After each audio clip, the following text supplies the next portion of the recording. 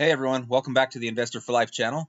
If you're an investor or just even remotely interested in the world of finance, then I'm sure you've heard of Warren Buffett. The Oracle of Omaha is known for his unique investment strategies, and today I'm going to show you how Warren Buffett approaches dividend investing. But before we get into it, make sure you hit that subscribe button, give this video a thumbs up, and hit that notification bell so you won't miss any future videos. Buffett's investment philosophy is all about finding undervalued companies with a strong competitive advantage. He's a long-term investor who believes in the power of holding on to quality stocks for extended periods. So how do dividends fit into this strategy? Let's hear it from the man himself.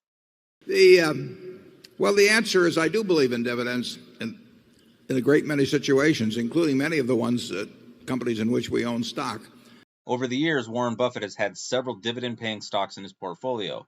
Names like Coca-Cola, Wells Fargo, and Apple have been favorites, and they've consistently paid dividends. You might be wondering why dividends matter to Warren Buffett. He sees them as a way for investors to get a return on their investment, much like receiving rent from a real estate property. But what's more interesting is how Buffett selects dividend stocks. He has specific criteria like stability, competitive advantage, and a history of consistently increasing dividends. And it's not just individual stocks. Warren Buffett's holding company, Berkshire Hathaway, also benefits from the dividends. They use that income to reinvest into other businesses, which is a key part of their strategy. So just how much is Warren being paid in dividends? Let's take a look at the top 5 holdings in Berkshire Hathaway's portfolio. You will notice that the first 5 stocks are all dividend payers. So just how much dividend income is Warren receiving on just these 5 holdings? Let's break down each one. So you'll see the first position in Berkshire Hathaway's portfolio is Apple, ticker symbol AAPL. Makes up 51% of the portfolio.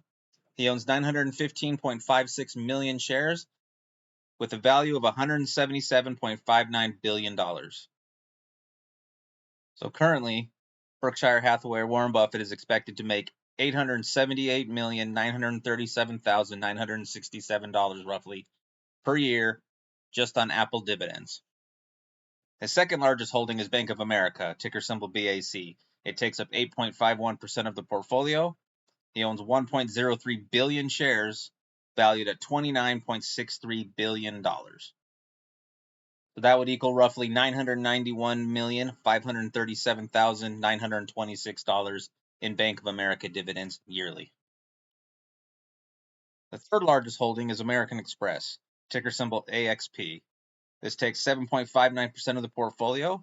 He owns 151.61 million shares, which is valued at $26.41 billion. So you can see American Express brings in $363,864,000 in dividends annually. Fourth largest holding is Coca-Cola, ticker symbol KO. This occupies 6.92% of the portfolio, owns 400 million shares, which is valued at $24.09 billion. And this comes to roughly $736 million in dividends from Coke annually.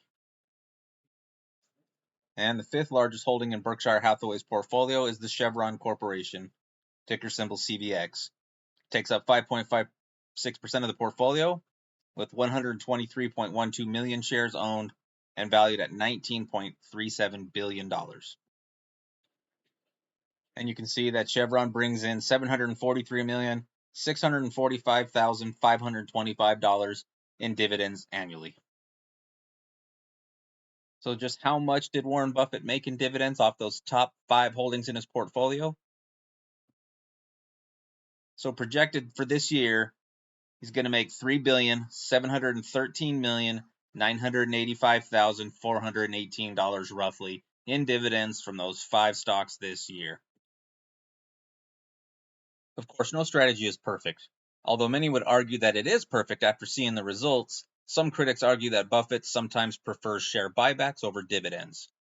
A share buyback, also known as a stock repurchase, is a corporate action where a company repurchases its own outstanding shares from the open market. In other words, a company uses its cash reserves to buy back its own stock. Share buybacks can also be viewed as an investor-friendly approach. When the company buys back shares, it can increase the ownership percentage of its remaining shareholders, potentially boosting the stock's value. This is why the argument could be made. Share buybacks increase the value of the holding you currently have. Instead of waiting for a dividend payment, your current shares are simply worth more after the buyback. Investors sometimes will look at this approach because they don't like paying taxes on the dividends each year. A share buyback is a more tax-efficient way to avoid doing so. This might be a reason Warren favors this approach over standard dividends. One major approach to dividend investing that Warren understands is that you can make your money work harder for you with compound interest. Here, Warren explains why this is so important. Einstein is reputed to have said that compound interest is the eighth wonder of the world or something like that. And it goes back to that story you probably learned when you were in grade school where somebody did something for the king and the king said, "What can I do for you?" And he said, "Well, let's take a chessboard and put one kernel of wheat on the first square and then double it on the second and double it on the third." And the king readily agreed to it. And by the time he figured out what 2 to the 64th amounted to, he was giving away the entire kingdom. So it's a pretty simple concept, but over time, it accomplishes extraordinary things. Warren has used this approach to gain his wealth over the years. I believe this approach is why we see his top 5 holdings as dividend-paying stocks. In time, those shares have grown to become what he calls extraordinary things. If you look at the chart showing his net worth, you will see how much the account grew later on. Warren understood the power of compound interest and using it to his advantage. Warren's approach to investing using dividend stocks has made him one of the most consistently wealthy people on the planet. So what can we take away from Warren Buffett's approach to dividend investing? Number 1, dividends are important.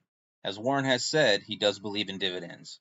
If one of the world's greatest investors believes in them, why shouldn't we? Number 2, think long term. Be prepared to hold on to your stocks for the long haul. Number 3, let compound interest go to work for you. Given time, extraordinary things can happen when you let compound interest go to work for you. And number 4, understand what you are investing in. Know your investments. You can't accurately judge a company that you don't understand. That's it for today's video on Warren Buffett's approach to dividend investing. If you found this video helpful, don't forget to give it a thumbs up, subscribe to the Investor for Life channel, and hit that notification bell so you never miss an update. Thanks for watching. I'll see you guys on the next one, and happy investing.